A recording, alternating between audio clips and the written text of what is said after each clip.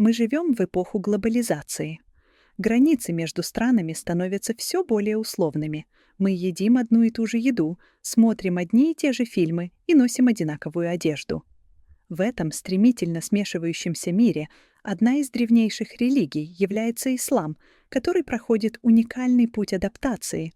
Как вера, насчитывающая почти 2 миллиарда последователей, находит свое место в странах, где большинство населения не является мусульманами?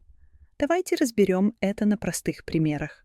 Самый очевидный признак адаптации — это появление видимых исламских символов в городском ландшафте немусульманских стран. Появление мечетей. От традиционных куполов до современных архитектурных решений. К примеру, в Лондоне или Риме можно увидеть классические мечети с минаретами, которые гармонично вписываются в историческую застройку. В то же время в Германии или Канаде мечети часто располагаются в переоборудованных домовладениях, офисных зданиях или кинотеатрах. Их внешний вид может быть очень современным и минималистичным. Это не отход от традиций, а прагматичное решение, позволяющее быстро создать место для молитвы, не вступая в долгие споры о архитектурном стиле. Строительство новых крупных мечетей часто встречает сопротивление со стороны местных жителей. Мусульманским общинам приходится вести долгую просветительскую работу, доказывая, что мечеть — это не политический центр, а место для молитвы и общинного центра, который принесет пользу всему району. Халяль-индустрия и продукты для мусульман стремительно разрастаются. К примеру, еще 20 лет назад найти халяльные продукты в супермаркете Берлина или Торонто было большой удачей. Сегодня все иначе. В супермаркетах есть целые халяльные секции.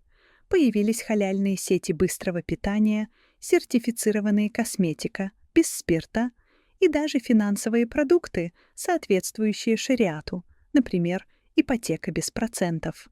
Что это значит? Это яркий пример экономической интеграции. Мусульмане становятся заметной потребительской силой, и бизнес, следуя законам рынка, адаптируется под их запросы. Это уже не уступка, а взаимовыгодное партнерство. Как же жить мусульманам по своим законам в чужой системе? Это самый сложный и тонкий пласт адаптации. Речь идет о том, как совместить религиозные предписания с светскими законами. К примеру, мусульманская семья во Франции или США заключает брак двумя способами: официально в мэрии по закону страны и религиозный никях в мечети или дома. Это позволяет им быть полноправными гражданами и соблюсти свою веру. Возникают сложные вопросы. Как делить имущество при разводе, если светский суд не признает условия исламского брачного контракта?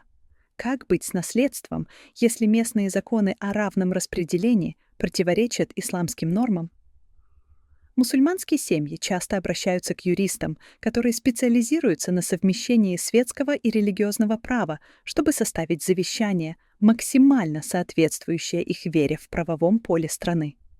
Что касается работы и образования, то на практике нужно искать баланс между религиозными обычаями мусульман и местными правилами. К примеру, намаз на работе. Мусульманин в Австралии или Японии договаривается с начальством о коротком перерыве для совершения послеобеденной молитвы – зухр, отрабатывая это время позже. Или хиджаб – медсестра в британской больнице или продавец в канадском магазине носят хиджаб, который является частью униформы. Компании все чаще включают положения о религиозной терпимости в свои корпоративные кодексы. В государственных школах Европы и Северной Америки идут дебаты о школьной форме, можно ли носить платок, об уроках физкультуры для девочек-мусульманок, о меню в столовых. Родители активно участвуют в диалоге с администрациями, чтобы найти компромисс. Здесь часто возникает конфликт между религиозной свободой и светскими принципами государства, как, например, во Франции с ее строгим лаицити. Мусульманам приходится постоянно доказывать, что их требования — это не проявление радикализма, а часть их религиозной идентичности. Ислам в эпоху интернета и соцсетей. Глобализация — это еще и цифровизация. Интернет кардинально изменил то, как мусульмане в меньшинстве поддерживают свою веру.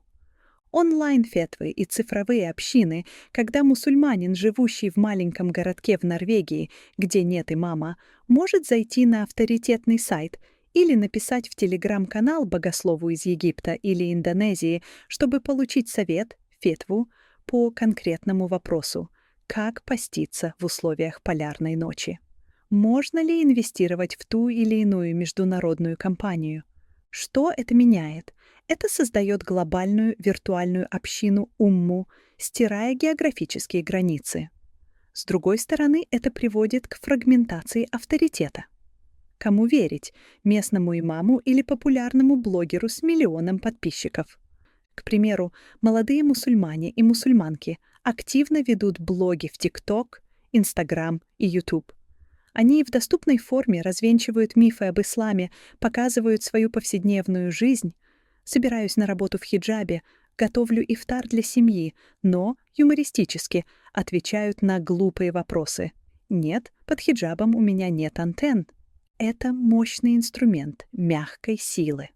Он позволяет мусульманам самим рассказывать свою историю, минуя фильтры традиционных медиа, которые часто подают информацию в негативном ключе.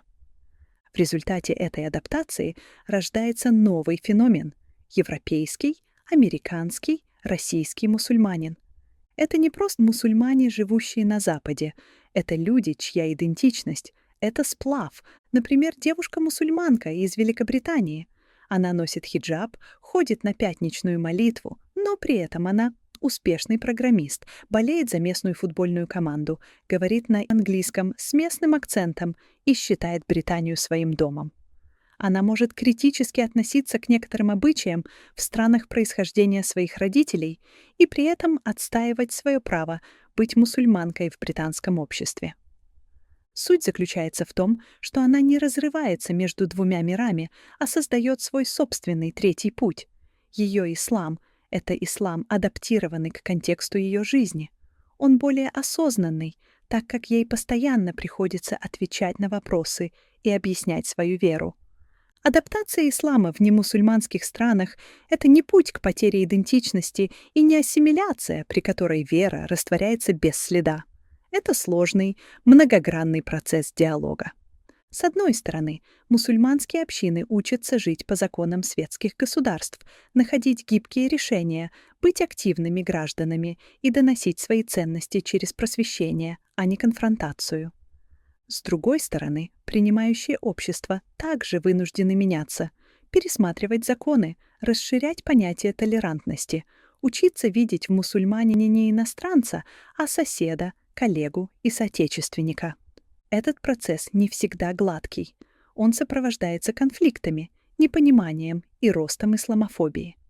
Но его результат — это не победа одной стороны над другой, а появление нового, более сложного и разнообразного мирового сообщества, где есть место для разных культур и верований. Ислам в условиях глобализации доказывает, что он не застывшая в прошлом догма, а живая и динамичная сила, способная к диалогу и развитию.